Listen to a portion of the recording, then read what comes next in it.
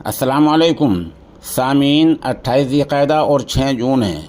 ख़बर का उन्वान है मायावती ने आज फिर बकवास की है।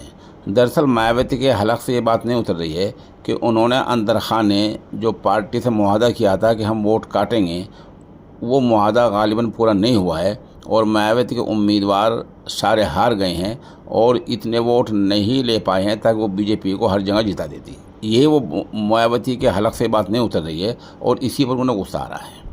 मायावती ने अब कहा यह है कि हमने 35 उम्मीदवारों को टिकट दिए थे, 35 मुस्लिम उम्मीदवारों को, और सारे हार गए हैं। जाहिर सी बात है, लोगों ने बहुत सी जगहों पर समझदारी से काम लिया है और अपना वोट नहीं बंटने दिया है, इसलिए बीजेपी को धचका लगा है और ख़ास तौर पर उत्तर प्रदेश में बीजेपी के हाथ से पूरी 40 सीटें निकल गई हैं। पिछली मरतबा सूरत हाल बहुत ज़्यादा अच्छी 2019 में, लेकिन इस बार अखिलेश और राहुल गांधी मिलकर उत्तर प्रदेश में 45 सीटें लोकसभा की ले गए हैं और बीजेपी के पास सिर्फ 35 बची हैं। ये वो नुक्ता है जो मायावती का हलक से नहीं उतर रहा है और मायावती इसीलिए मुश्तइल है कि उन्होंने जो मुआहदा किया होगा वो पूरा नहीं हो पा रहा है। हम ये बता दें कि फिर भी मायावती के लोगों ने कहाँ कितने वोट काटे हैं। अमरोहा है जहाँ से दानिश अली हार गए हैं, यहाँ बहुजन समाज पार्टी के उम्मीदवार को 1.5 वोट मिले हैं, 1 लाख से ज़्यादा वोट मिले हैं। इस तरह भदोई है, भदोई में भी 1 लाख से ज़्यादा मायावती के उम्मीदवार ने वोट काटे हैं। इस तरह अलीगढ़ है, यहाँ भी 1 लाख से ज़्यादा वोट काटे हैं। इस तरह अकबरपुर है, यहाँ बीएसपी के उम्मीदवार ने 77,000 वोट काट दिए हैं। इस तरह बांसगांव है, यहाँ मायावती के उम्मीदवार ने 64,000 वोट काट दिए। बिजनौर में मायावती के उम्मीदवार ने लगभग 37,000 वोट काट दिए। इस तरह देवरिया में मायावती के उम्मीदवार ने 35,000 वोट काट दिए। उधर डोमरियागंज में मायावती के उम्मीदवार ने यहाँ भी 35,000 वोट काट दिए हैं। फर्रुखाबाद में मायावती के उम्मीदवार ने यहाँ भी 45,000 वोट काट दिए हैं। उधर फतेहपुर में मायावती के उम्मीदवार ने यहाँ भी 45,000 वोट काटे हैं। हरदोई में मायावती के उम्मीदवार ने 1 लाख से ज़्यादा वोट काटे हैं। मेरठ में 80,000 वोट काट दिए हैं। मिर्ज़ापुर में 1 लाख से ज़्यादा वोट काटे हैं।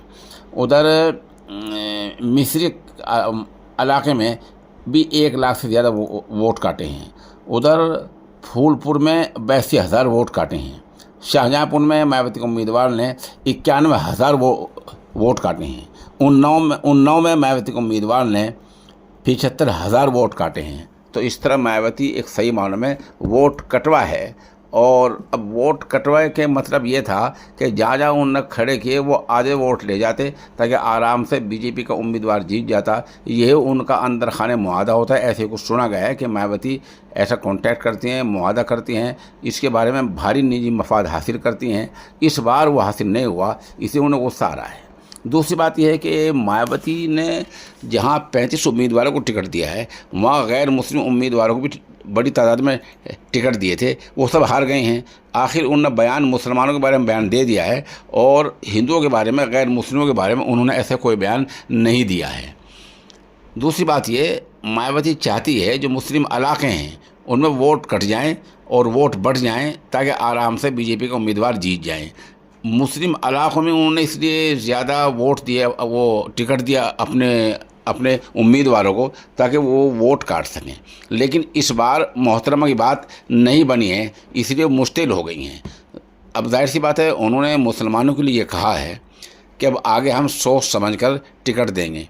हमारी राय ये है कि जिस समाज के बारे में उन्होंने ऐसी बात कही है, उस समाज को मुकम्मल तौर से मायावती का बायकाट करना चाहिए। क्या मायावती अपने उस दौर को भूल गई जब नसीमुद्दीन सिद्दीकी उनके लिए दरख्त लगाया करते थे और वो सिर्फ फल खाने काम करती थी? नसीमुद्दीन सिद्दीकी ने अपनी पूरी ज़िंदगी उनके हामियों ने उनके लिए वक्फ कर दी थी। इतना काम किया जिसका वो तसव्वुर भी नहीं कर सकती थी। मायावती उस दौर को भूल गई हैं।